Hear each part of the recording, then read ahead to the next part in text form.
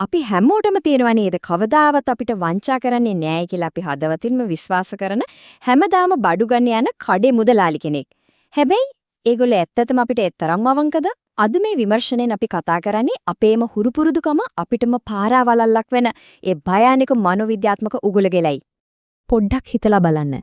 මේ දිගු කාලීන පක්ෂපාතීත්වෙන් එහෙම නැත්නම් අපි ඒ කඩවල් වලට දක්වන ලැන්දියාවෙන් අපිට ඇත්තටම ලැබින්නේ අවංක සේවාවක්ද? සමාජ මාධ්‍ය පවා දෙවනත් කරන්න පුළුවන් තරමේ ප්‍රබල. ඒත් අපි කවුරුත් කතා කරන්න අකමැති කටක යථාර්ථයක් මේ පිටිපස්සේ හැංගිලා තියෙනවා. මේක ඇත්තටම ගොඩක් අයලේ ඇස් අරවන මාතෘකාවක් වේවි. හරි. අපි දැන් බලමු පළවෙනි කොටස. විශ්වාසයේ මායාව එහෙමත් නැත්නම් හුරු පුරුදුකම අපේ ඇස් වසන ආකාරය. මූලාශ්‍රය මෙන්න මේ විග්‍රහණියම කතාවක් කියනවා. අපි විශ්වාස කරන කට්ටිය අපි ගොඩක් කාලයක් හඳුනනවා කියලා අපි එම දේම එකම තැනකින් ගන්න ගියාට පස්සේ ඒගොල්ලන් අපිට කරන වංචාවයි. දැන් මේක මනෝවිද්‍යාත්මකව බැලුවොත් කාලයක් තිස්සේ කෙනෙක්ව අඳුනනවා කියන කාරණයම අපේ මොළයේ විසින් මේකන මාරක්ෂිතයි කියන සාතිකයක් විදිහට බාර ගන්නවා. ඉතින් ඒක නිසාම වෙනදා කරනවා වගේ මිලගණන් පරීක්ෂා කිරීම, භාණ්ඩේ තත්වය ගැන ප්‍රශ්න කිරීම වගේ මූලිකම පාරිභෝගික පුරුදු අපෙන් මගහැරී යනවා.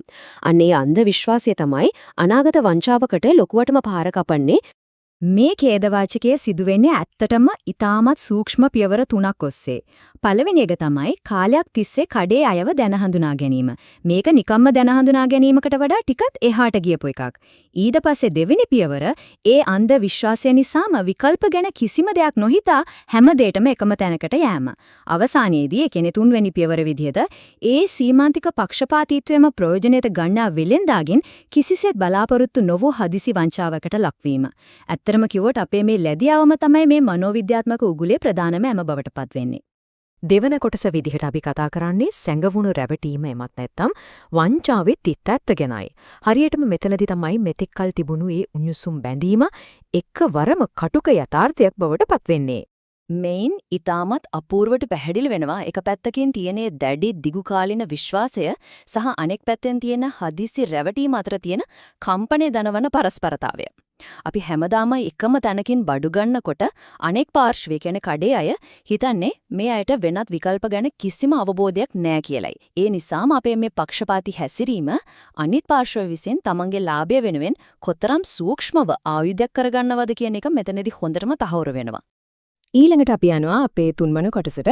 ඒ තමයි කඩේ අය සහ කස්ටමර්ස් අතර තියෙන බිඳුණු දෙඩි බැඳීම. මෙහිදී අපිට පැහැදිලිවම දකින්න ලැබෙන්නේ කඩේ කට්ටිය සහ කස්ටමර්ස් කියන පාර්ශ්ව දෙක අතර එක්වරම නිර්මාණය වෙන අතිවිශාල පරතරයයි. මේක හරියට නිකම් ලොකු පිපිරීමක් වගේ. වරක් හෝ මේ දිගු කාලින විශ්වාසය කඩ වුණාට පස්සේ